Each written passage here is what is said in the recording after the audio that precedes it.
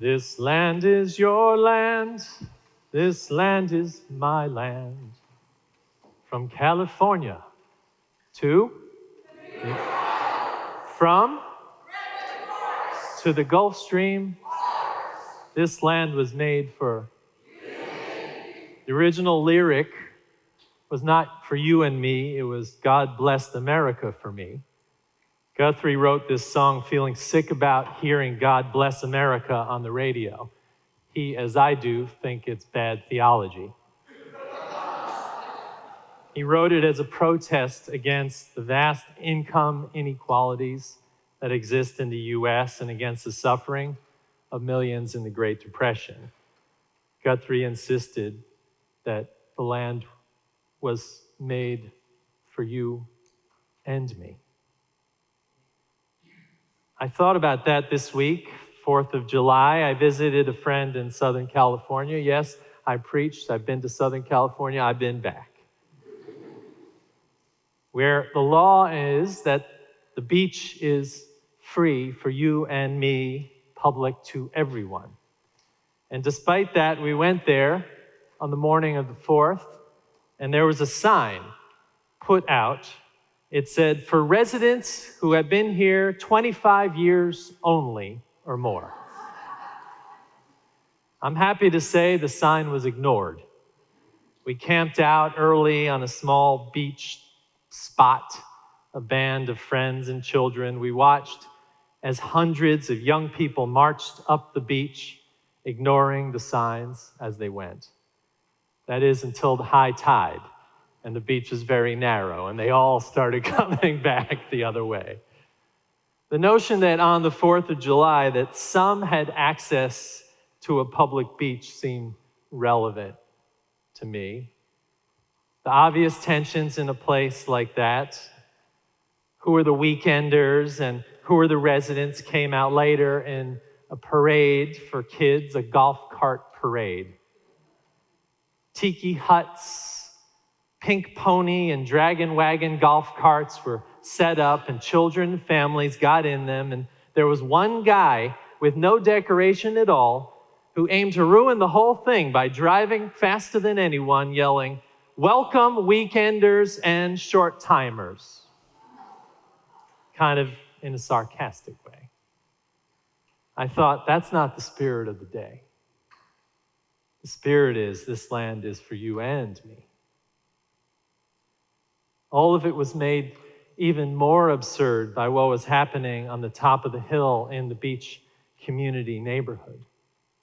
You see, when we arrived, my friend said in a kind of way that seemed like it had inconvenienced him that we would know his house because there was an archaeological dig in front of it. I figured that was a euphemism for construction that was tearing up the road in front of him, until the next morning when a backhoe arrived and pulled off a 2-ton steel plate. An actual archaeologist showed up. They began a long process of working inch by inch on the remains of Chumash Indians buried in that place. It turned out that buried under every resident's house in that upscale Southern California beach compound was a vast Chumash burial ground. As they were putting in a new gas pipe, they hit bones and so were forced to relocate them. But cooler than that was that these urban archaeologists were working on skeletal remains of Indians they carbon dated to 5,000 years old. So they're in the middle of golf carts coming and going with surfboards and children scootering with their parents carrying towels and umbrellas to the beach. We're archaeologists working on remains of curled up, fetal positioned native people buried underground. I thought, who are the real residents of this place? The Chumash go back 13,000 years. They were decimated by the Spanish invasions and the diseases the Spanish brought. They were pushed out by the Mexican land ownership as they divided the land, and then eventually they were put on a reservation just to save them from eradication in the 20th century. These original people had a claim to the place like no other. And in our short-term minds, there was a battle going on between people who lived there 25 years or more and the newcomers. That and the fact that I had a couple of dreams where I was witnessing the burial of some of these tribal people on that land before any ships arrived. The dreams were in native language. I make no judgments about these mystical moments. Some of them were almost waking dreams. I gratefully accepted them as reminders that this land isn't made for you and me. That we perpetuate these self-oriented myths. Land ownership being one of them, American essentialism being another, white supremacy being another, each manifestations of our own self-importance. The less we have an awareness of what is greater going on, the more the chance that we have at our own self-orientation, and the less we have a chance to see each other.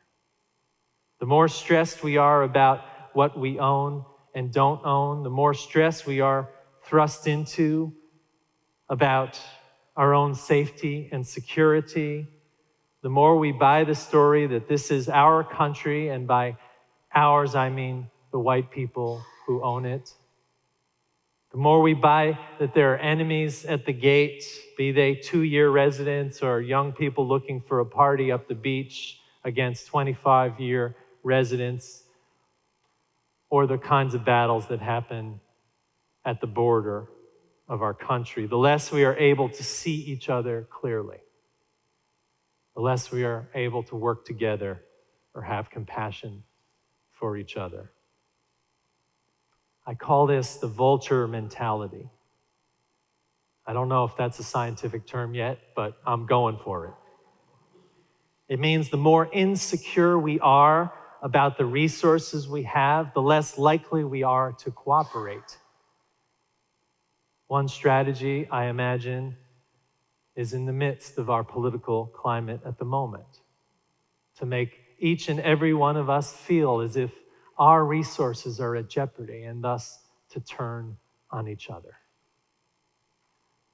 I liken it to the film Promised Land, which has a biblical name. Matt Damon goes to this small rural town to buy up the mineral rights for a company called Global.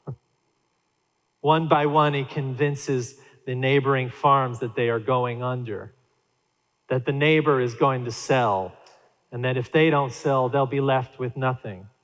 You'll have to see what happens in the film. I won't spoil it for you, but what I saw in it was vulture mentality.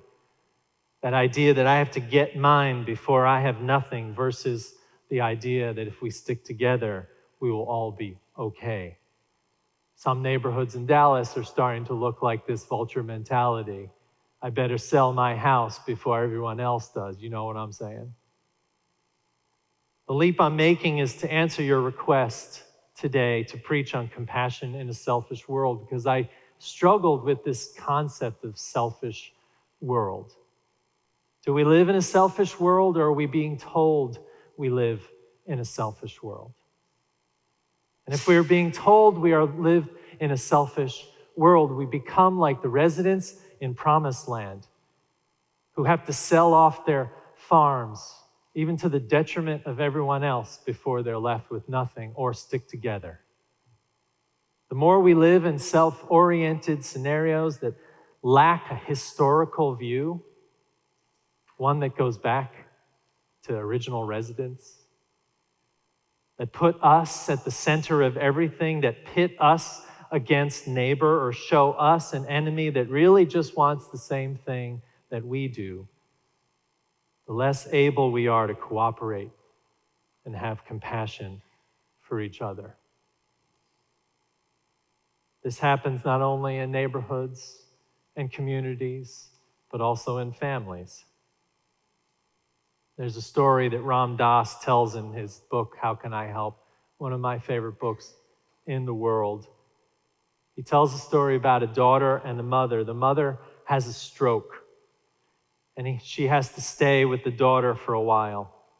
The daughter's mentality is, let's try to do this right this time. I can pay her back through all the ages of struggle with each other. Then the age-old fights break out. The mother seems to even delight in fighting. There's exhaustion, there's frustration, there's fight over a boiled egg. You know what I'm saying? You've probably been there. The mom asks, "Why are you doing this for me anyway?" to the daughter. The daughter answers, "I was afraid of you. I wanted to get you well. I felt maybe I'd ignored you when I was young. I needed to show you I was strong. I needed to get you ready to go home alone. You're old." And on, the daughter amazed herself with the list of things she said to the mother. And the mother stopped her and said, one word, she said, "Junk." "Junk?" the daughter yelled. "Yes, junk," the mother said. "You don't have to have all those reasons to take care of me. We love each other, and that's enough." "Sorry," the daughter said. The mom said, "Don't be sorry. Junk is fine. It's what you don't need anymore. I love you." In this case, the pain in the butt mother wasn't the selfish one, wasn't self-absorbed in what she was doing. But she was witnessing her daughter wrapped up in all these self-orientations about why she had to care for the mother, and it was keeping the daughter from feeling deep compassion and love that was at the foundation of their relationship. The two had separated themselves so much that they didn't see each other. They had gotten so wound up in their own needs, they missed the love they shared that was at the bedrock of who they were. The child understood her selfishness and received compassion, and then could be compassionate. Junk. It's what we don't need. We need love. We need compassion. The Dalai Lama said, "By nature, every human being loves oneself, but by helping another, you are building your own happy future. We should be wise selfish rather than foolish selfish." At this point in the sermon, you're asking, "Daniel, tell me how I become wise selfish rather than foolish selfish." I know you. I know you. How do I get more compassionate, less self-oriented? In this case, it's not a decision. It's not something we do in our brains. It's something we do with the heart. It's waking up to the long stretch of time that we exist in, like the residents of that beach community, understanding that people had lived there 5,000 years before they wanted to fight over who got to walk on the beach. It's finding ways to see others, even those who say keep out. It's finding ways to see each other, even those in proximity who seem self-oriented in our lives and our families. And the only real answer comes from the poet today, who says we only need to be beginnings. We don't need to have this all solved. We just need to be beginnings.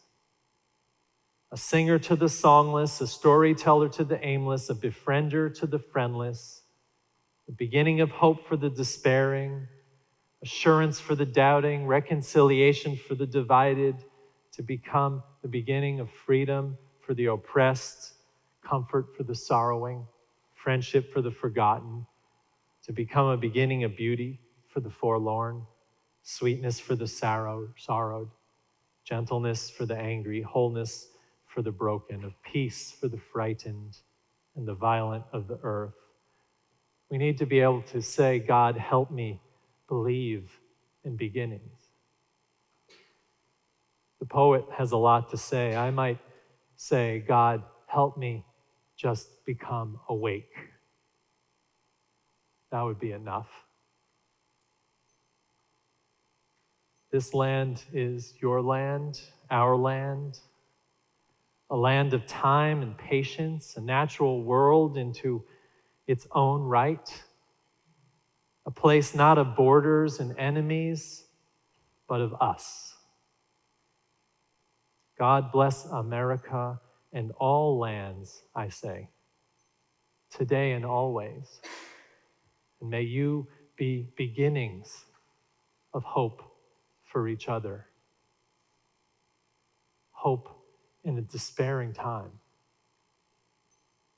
hope and peace here today. Amen.